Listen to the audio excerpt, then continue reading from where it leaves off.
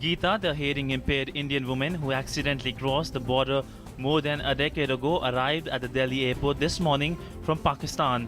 She is accompanied by members of the ED Foundation, who will be treated as state guests. Campaigning for the third phase of assembly polls in Bihar to end today. Polling for this phase will be held on Wednesday in 50 constituencies spread over 6 districts.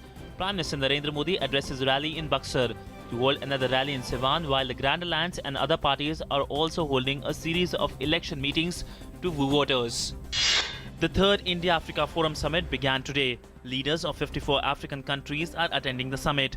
The 4-day summit will address the key challenges faced by Africa, which includes food, health and environmental security. Terming the event historic, Prime Minister Narendra Modi said that it is for the first time that an event of such a big scale is being held on Indian soil. External Affairs Minister Sushma Swaraj has inaugurated the India-Africa Friendship Rose Garden in New Delhi. The garden has been dedicated to India-Africa friendship. On this occasion, the minister said that India's friendship with African countries will grow in future as we consider these countries as our extended neighborhood. Prime Minister Narendra Modi on Sunday highlighted the need for organ donation in the country and encouraged people for it. On his Mann Ki Baat program, Prime Minister said that the National Organ and Tissue Transplant Organization has been established in this regard.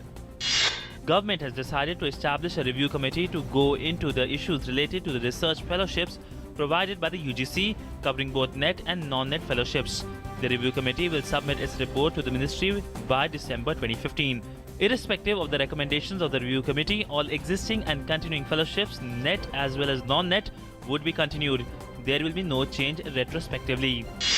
The Punjab government has transferred Director General of Police Sumed Singh Sani and appointed 1982 batch IPS officer Suresh Arora in his place. Outlining his priority, the new DGP of Punjab, Suresh Arora, said that maintaining law and order and communal harmony in the state are among his top priority. In Jammu and Kashmir, Pakistani troops again resorted to ceasefire violation in the Samba sector on Sunday. Pakistani Rangers opened fire on post of Samba sector, which was effectively retaliated by the BSF Jawans. In Jammu and Kashmir, the Kashmir Valley is witnessing intermittent rainfall in the plains and snowfall in several upper reaches. The weather system took a turn since Saturday evening as rainfall started throughout the valley. Gulmarg, Shopian, Gurez areas experienced snowfall, plummeting temperatures several degrees below normal. In Nepal, 2 leaders of Nepal's main agitating Madhesi parties have been arrested as sporadic incidents of torching of vehicles and clashes were reported. After a brief lull, violence returned to the country due to the protest. The heads of 11 EU states and 3 non-EU countries held an emergency meeting in Brussels to discuss how to handle growing number of migrants. European leaders agreed to create another 1 lakh space in refugees welcome centers.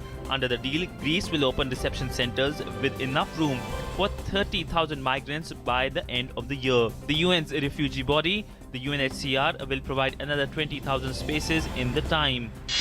Former British Prime Minister Tony Blair has said the 2003 invasion of Iraq played a part in the rise of Islamic State militant group and apologized for some mistakes in the planning of the war in an interview broadcast on Sunday. Blair's decision to send troops to back the US-led invasion is still a live political issue in Britain, where a 6-year-old public inquiry into the conflict is yet to publish its findings. The markets opened in green today, except healthcare and realty sectors. All other sectors were trading in green. That helped the equity market to gain. Bharti Airtel, India's largest communication service provider, reported a net profit of over 1,500 crore rupees, up 10% from 1,383 crore rupees reported for the same period last year. In cricket, South Africa thrashed India by 214 runs in the 5th and the final one-day international match as the Proteas pocketed their first ever series win 3-2 on Indian soil. Chasing a mammoth 439, the hosts were bowled out for a paltry 224 in just 36 overs at the Wankhede Stadium in Mumbai. South African batsman Hashim Amla became the fastest batsman to score 6,000 one-day international runs during the 5th and final ODI against India at the Wankhede Stadium.